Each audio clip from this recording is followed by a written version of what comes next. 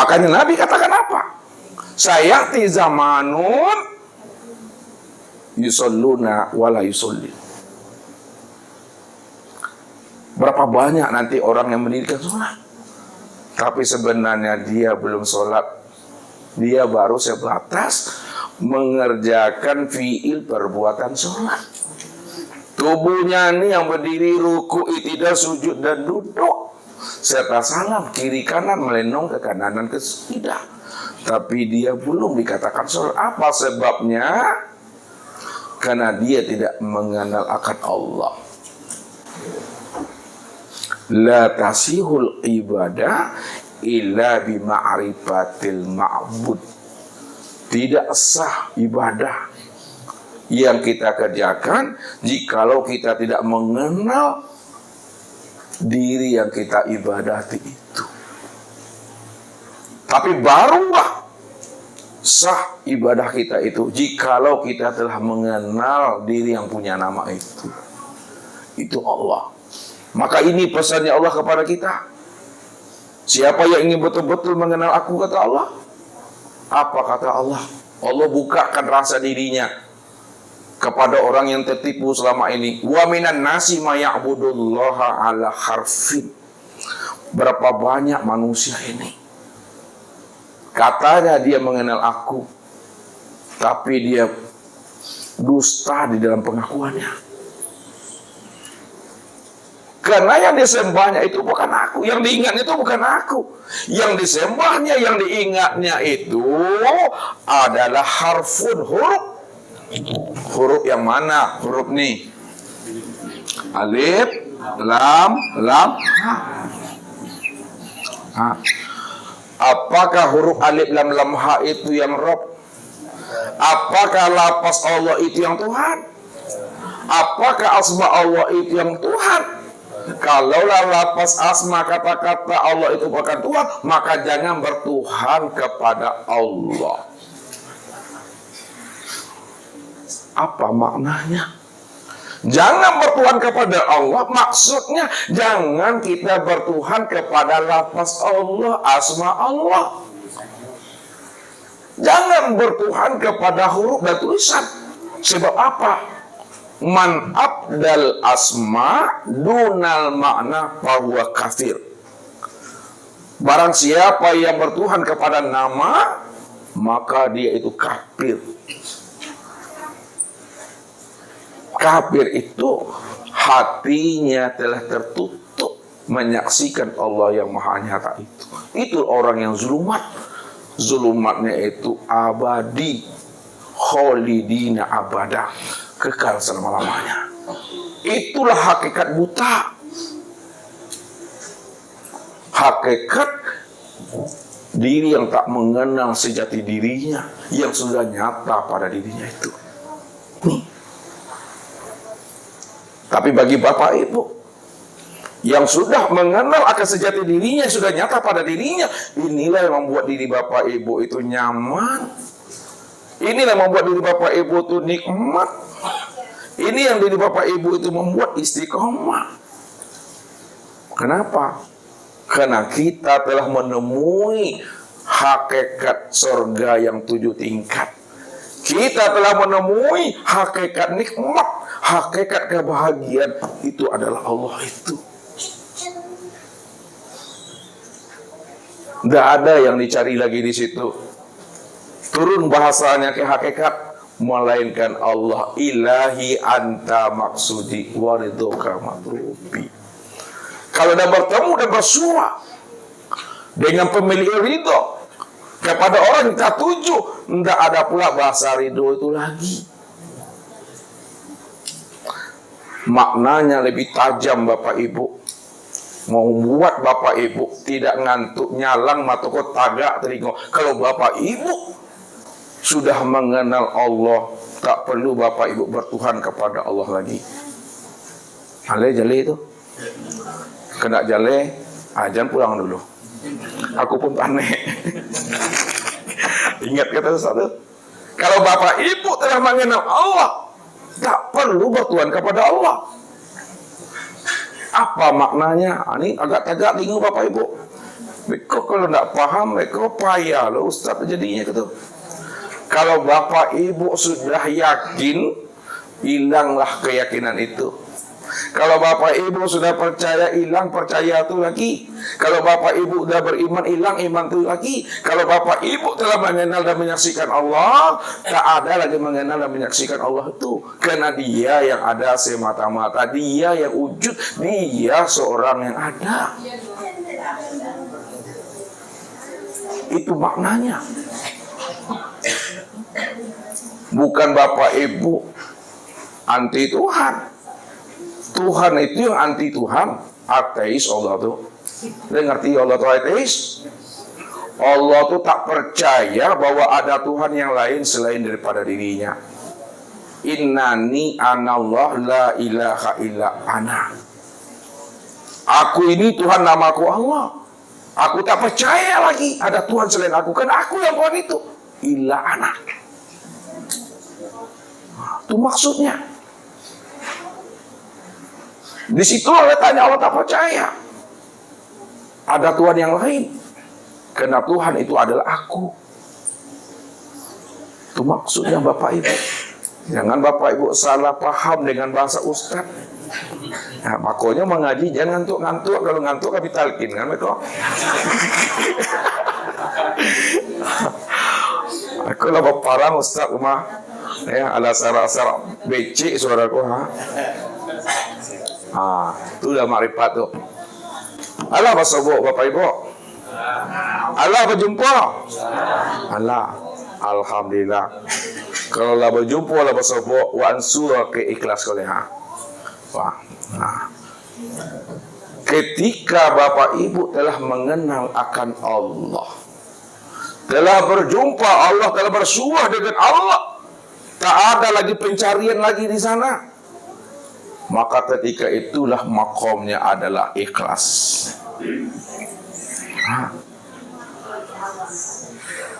Siapa yang hafal surat Ikhlas? Ibu hafal surat Ikhlas, coba baca dulu. A'udzubillahi minasyaitonirrajim. Bismillahirrahmanirrahim. Qul huwallahu ahad. Allahus samad. Lam yalid wa lam yulad wa lam yakul lahu kufuwan ahad. Tapi ada enggak kalimat ikhlas di dalam surat Ikhlas tadi? Tidak. Kalau tidak, kenapa disebut surat Ikhlas? Disebut surat Ikhlas, tapi bunyi ayatnya tak ada sekata pun kalimat ikhlas. Yang dikatakan ikhlas itu adalah murni. Yang dikatakan murni itu hanya dirinya seorang yang ada. Siapa itu? Allah. Allah itulah yang ikhlas. Allah yang murni. Tak ada unsur yang lain di sana. Aku seorang cuma. Makanya orang yang dikatakan ikhlas setelah mengenal Allah, tak nampak pengakuan wujud dirinya yang beramal. Inilah yang dikatakan ahli ibadah. Ahli ibadah itu dia mampu merahasiakan amalnya. Bukan dia tidak beramal, bukan dia sembunyi-sembunyi beramal. Kalau dia bersembunyi-sembunyi beramal itu basarono, suruh-suruh tuh. Orang merahasiakan amalnya itu, walaupun dia beramal di hadapan orang banyak, namun tidak ada lagi rasa keakuan diri yang beramal di situ. Itu orang yang ikhlas. Betul-betul tak nampak dirinya oleh Allah, bahwa dirinya itu yang beramal. Tapi kalau terlihat juga sama Allah, masih nampak juga oleh Allah dirinya beramal, belum ikhlas itu. Karena yang ikhlas itu aku yang beramal itu wa ani'buduni hadza siratal mustaqim. Aku yang menyembah, aku yang memuji, aku yang beramal untuk diriku sendiri. Aku yang memuji diriku sendiri dengan diriku sendiri.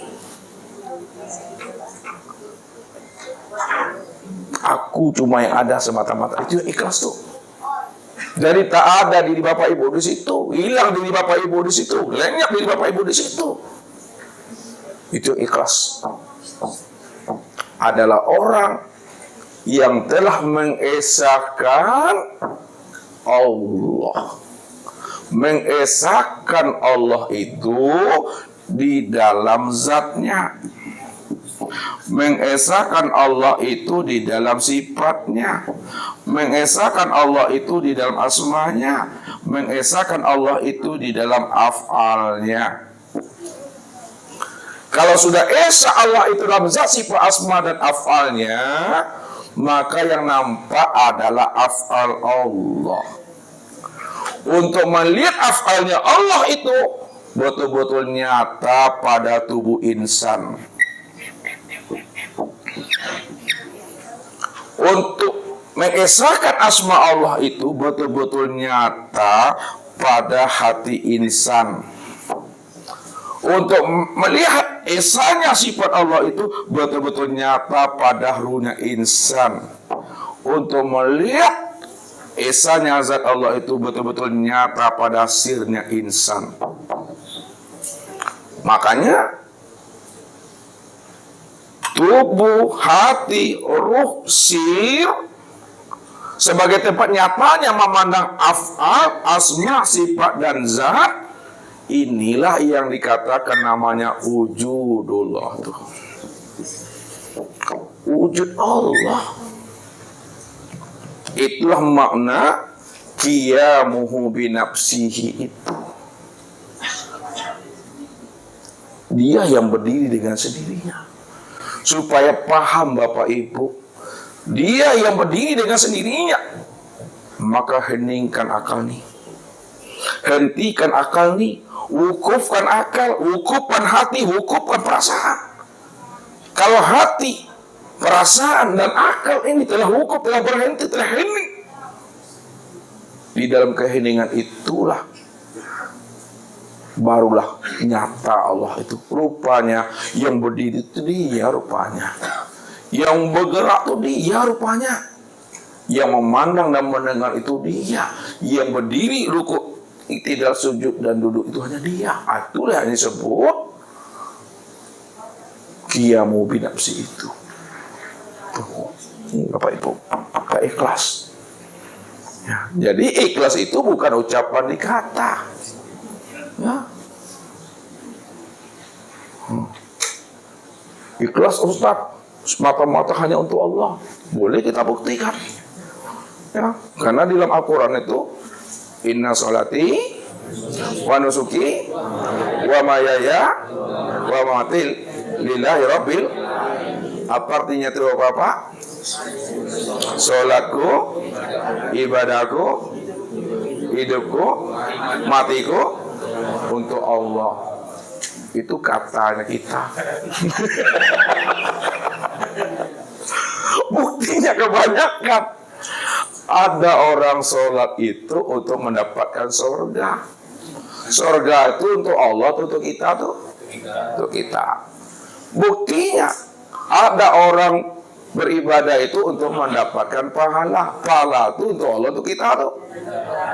Buktinya ada orang beribadah itu mendapatkan hikmah dan faedah. Hikmah dan faedah itu untuk Allah, untuk kita tuh, untuk kita. Yang maya untuk Allah. Untuk awak saya dua tuh, mak kamen saya dua tuh. Tapi katanya ikhlas untuk Allah. Inilah orang yang dusta di dalam pengakuannya. Ada niat di dalam niat, ada udang di balik peye. Wah. Inilah kesaksian yang palsu itu. Yukhadi'unallaha wallazina amanu wa ma yahda'una ila anfusahum wa ma yashurun.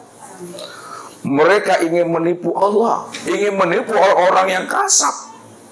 Padahal mereka tidak sadar, kata Allah, bahwa dirinya telah menipu akan dirinya sendiri, namun mereka tidak menyadarinya.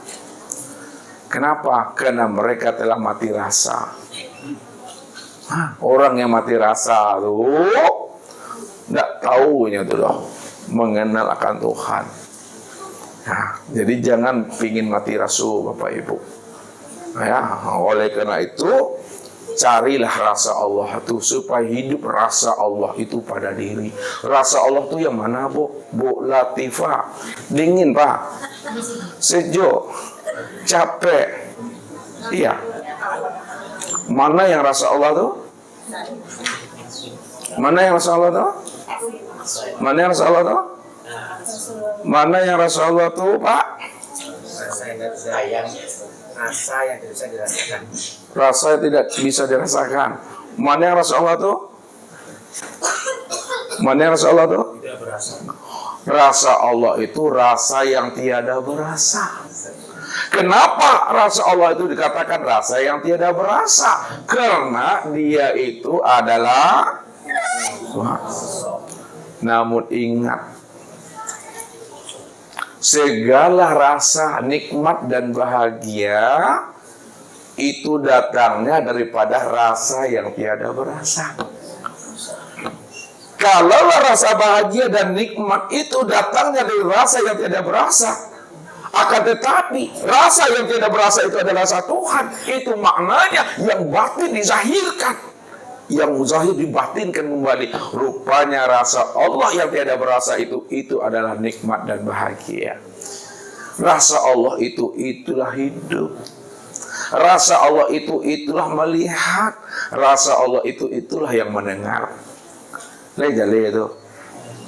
Rupanya rasa Allah itulah segala rasa yang ada pada diri Bapak Ibu. Sekarang Bapak Ibu pingin menghidupkan rasa yang mana daripada rasa Tuhan itu? Rasa bahagia, rasa galau, rasa panik, atau rasa nikmat, senang tuh? Terserah kamu, kata Tuhan. Ini indazoni abdibi. Aku ini menurut sangka hambaku kepada aku.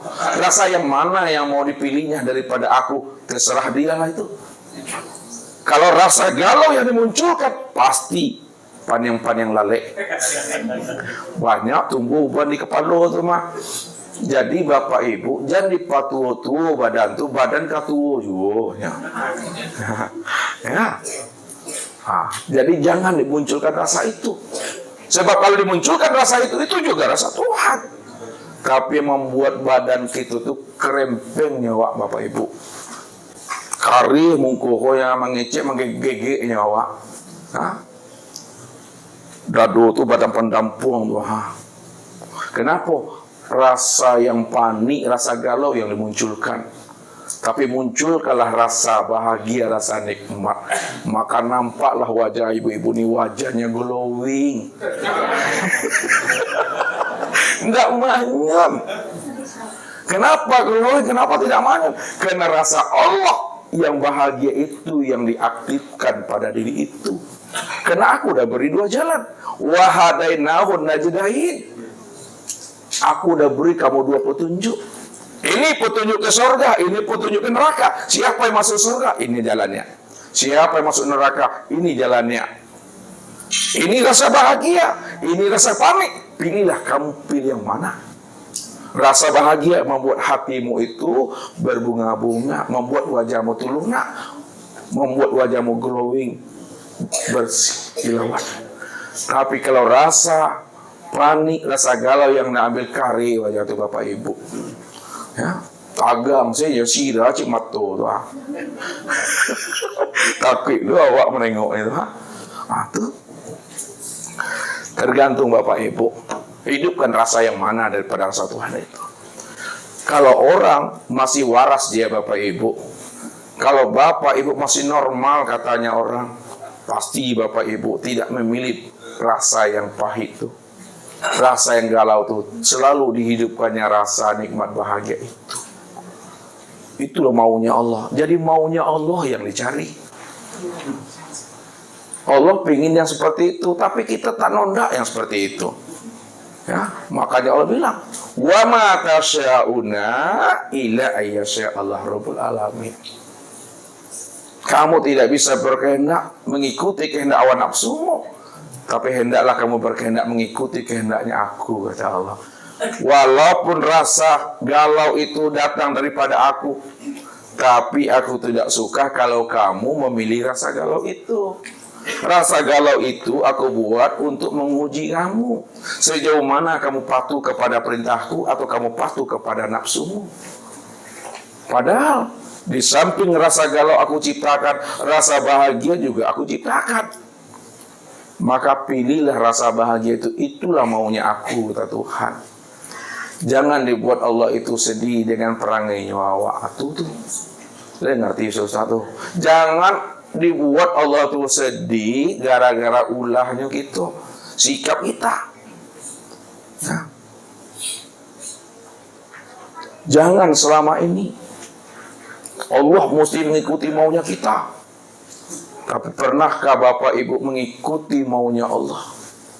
Kalau Allah yang mesti mengikuti maunya kita, itu ego namanya Bapak Ibu. Jadi Tuhan silakan deh. Apakah benar Bapak Ibu Allah mengikuti maunya Bapak Ibu? Hah? Allah tak pernah mengikuti maunya kita, tapi kita yang mengikuti maunya Allah. Itu yang Allah bilang tuh. Wa rabbuka yakhluqu ma yasha wa yakhtar makana lahumul khiyara. Akulah Rabbmu yang menciptakan kamu sesuai dengan kehendak dan maunya aku. Wa yakhtar, aku pula lah yang memberi pilihan untuk dirimu. Makana lahumul khiyara. Pilihanmu tak berlaku bagi aku, tapi pilihan aku yang berlaku bagi dirimu, kata Allah. Kalaulah pilihan Allah yang berlaku bagi diri kita, maka ikutilah maunya Allah itu. Coba kita itu masuk mengikuti kehendak dan pilihan Allah. Inilah yang disebut namanya orang yang patuh, orang yang penurut. Jangan kita paksa Allah itu. Ya, Allah itu mesti mengikuti maunya aku. Kalau Allah mesti mengikuti maunya kita, Bapak Ibu, berpikir kita siapa yang Tuhan, siapa yang hamba lagi di situ. Ini turun bahasanya ke bawah nih. Ya. Nah, kalau kita betul-betul adalah hambanya, maka ikutilah maunya Allah. Selamat kita Bapak Ibu. Itu yang Allah bilang. In tattaqullaha yaj'al lakum furqana. Siapa yang patuh mengikuti maunya aku berilah dia petunjuk. Ketika aku beri dia petunjuk, tamsuna bihi wa yaghfir lakum. Berjalanlah kamu di atas petunjuk itu, aku ampunkan setiap dosa-dosamu. Ketika dosamu telah aku ampuni, kata Allah, pada saat itulah dirimu itu suci. Disitulah aku menjadikan kamu menjadi kekasihku, kata Allah. Kalau Allah sudah mengatakan kita sebagai kekasihnya, 1000% itu kekasih Allah sudah. Tapi kalau kita mengatakan kita kekasih Allah, belum lagi pengakuan Allah, itu namanya ngaku. Ya, ngaku kekasih Allah, sok dekat, sok lebay. Allah tak kenal dengan kita. Kita aja sok kenal. Apa yang ngaku-ngaku itu dah. Itu orang yang berdusta dalam pengakuan itu. Dia mengaku makrifat kepada Allah, mengaku kenal Allah, tapi dia berdusta dalam makrifatnya itu. Hatimu julu-julu biko Tuhan. Ya, kan itu Allah bilang tuh. Innahu mayatirabbahu mujriman fa innahu jahannam tuh. Siapa yang datang kepada aku ngaku-ngaku dia kenal aku di dunia, aku benamkan di dalam neraka itu. Karena dia berdusta di hadapan aku, Tuhan. Dia nggak sadar aku ini yang menjadi saksi bagi dirinya. Wa kafa billahi syahida. Aku yang menjadi saksi bagi omonganmu. Ya. Ini hati-hati. Maka kata-kata itu bisa menjadi hijab bagi diri kita tadi. Kenapa menjadi hijab? Iblis itu dia selalu bersembunyi di balik kata-kata makrifat. Iblis itu selalu bersembunyi di balik kata-kata hakikat. Iblis itu selalu bersembunyi di balik kata-kata tarekat dan syariat. Aku ahli syariat, aku ahli tarekat, aku ahli hakikat, aku makrifat. Sabu itu taruh kata iblis, enak tuh. Aku bersembunyi di situ. Ketika iblis telah bersembunyi di balik kata-kata itu, siap-siap awak Bapak Ibu kanta jalantang di itu. Batu licin itu dah. Batu penaruhan tuh. Orang makrifat tak pernah mengatakan dirinya makrifat. Pani yang perlu iblis di situ tuh. Ya, kok diam saja sampai bawah? Iblis itu senang kalau ada ucapan kata-kata itu. Tapi ketika kita diam, rupanya pandang-pandang lalai iblis tuh. Tak bisa dia menggoda kita, karena kita diam di situ, hening di situ. Orang yang diam, orang yang hening, itulah hakikatnya orang yang mati itu dah. Tak ada diri di situ. Nah, makanya orang yang mati, yang ditanam tuh, lihat dia digoda oleh iblis di dalam tuh. Makanya kalau tak mau digoda oleh iblis, matikanlah diri ini di dalam hidup. Matikan diri di waktu kita tuh melihat. Matikan diri di waktu kita berkata. Nah, pahamilah Bapak Ibu kata Ustaz nih. Udah capek aku tuh. Capek kan itu. Ikhlas. Itu. Jadi yang ikhlas tuh aku, diriku yang ada. Aku yang menyaksikan akan diriku sendiri. Makanya orang yang telah sampai kepada makam Tuhan, dialah yang menyaksikan itu. Tidak ada siapa-siapa itu. Kata-kata menyaksikan pun juga tidak ada. Untuk apa dia mengatakan dia menyaksikan dirinya? Memang dia cuma yang ada. Untuk apa aku mengatakan aku yang menyembah diriku? Cuma aku yang ada. Cuma kata-kata itu menyembah dan yang disembah wujudnya satu, untuk menghantarkan paham kepada satu wujud.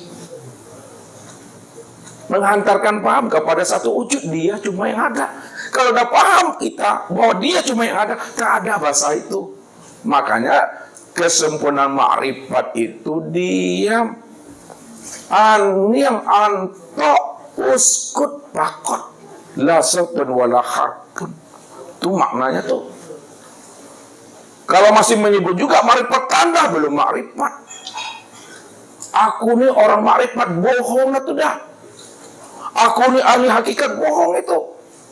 Karena ketika dia mengatakan ahli hakikat, ahli ma'rifat, ketika itu telah ada wujud pengakuan dirinya di situ. Padahal dirinya nggak pernah ada. Itu yang dusta di dalam pengakuan itu. Nah, asailah. Yang ngaku-ngaku itu. Jadi tak boleh ngaku-ngaku lagi Bapak Ibu. Ya, kalau udah paham, jangan ngaku lagi itu. Ketika itu amal soleh kita telah sampai di puncak syariat. Kalau sudah ikhlas, maka tampaklah syariat di situ. Sempurnalah ikhlasnya itu pada syariat. Rupanya yang bersyariat itu aku, kata Allah. Allah itu yang bersyariat. Buktinya apa? Wa aqimis sholata li zikri. Dirikan sholat untuk mengingat aku. Si zikri itu yang sholat aku, yang sholat sempurna aku tuh.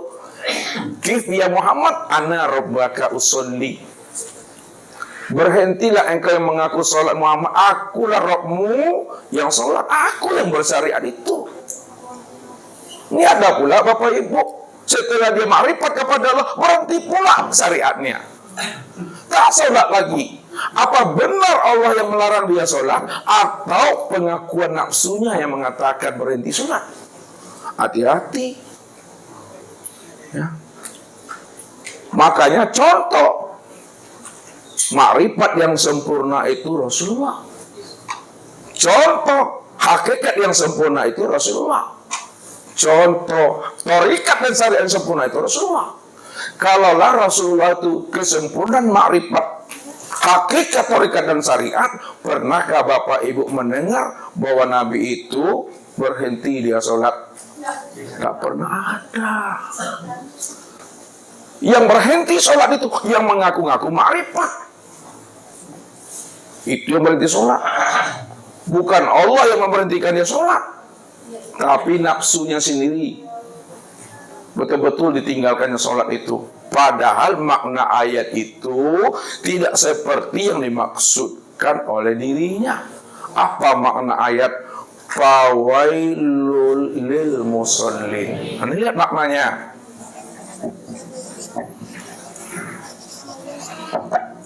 Neraka wil bagi orang yang sholat. Neraka wil bagi orang sholat. Nyata tuh. Apa maksudnya neraka wil bagi orang sholat? Orang yang nerakawil itu adalah orang yang mengaku dirinya lah yang sholat itu yang nerakawil. Bagi orang makrifat, bukan dia meninggalkan sholat, bukan dia tidak sholat, dia tetap sholat, tapi tidak lagi merasa mengatakan dan mengakui dia yang sholat. Gak ada diriku yang sholat. Yang sholat itu hanya dia semata-mata. Itulah maknanya kif ya Muhammad ana rabbaka usul itu. Tak ada diri kita yang beramal itu. Yang beramal hanyalah dia. Kalau dah paham kita, jangan ditanya lagi itu. Diam sajalah. Kalau diungkit-ungkit juga Bapak Ibu, dijelaskan juga lagi, dijabarkan juga lagi, mentah kaji lagi di situ. Cukup pahami, nikmati aja lah tuh, bahwa dia yang bersyarat itu tidak ada diri Bapak Ibu tuh. Karena Bapak Ibu sudah mengenal bahwa diri Bapak Ibu tak pernah ada. Yang ada itu hanya Allah. Kalau Allah cuma yang ada, rupanya diri Bapak Ibu itulah yang Allah itu dari sejak mula adanya. Baru Bapak tahu, Ibu mengerti, diri Bapak Ibu itulah nyatanya wujud Allah sejak mula adanya. Setelah Bapak Ibu paham, mampu dan menemui akan hakikat rahasia diri Bapak Ibu itu. Ini saja Bapak Ibu yang dimuliakan Allah. Mudah-mudahan setelah kita mengenal dan memahami akan hakikat rahasia diri, disitulah rahasia berlikok dan berjumpa dengan Allah. Di situ pula lah kita tidak akan pernah lagi menyandingkan Allah dengan sesuatu apapun, karena sesuatu apapun tidak pernah ada, yang ada hanya Allah. Kalau Allah cuma yang ada, maka Allah lah yang nyata pada segala apapun itu yang sebenarnya. Billahi taufiq wal hidayah. Wassalamualaikum warahmatullahi wabarakatuh.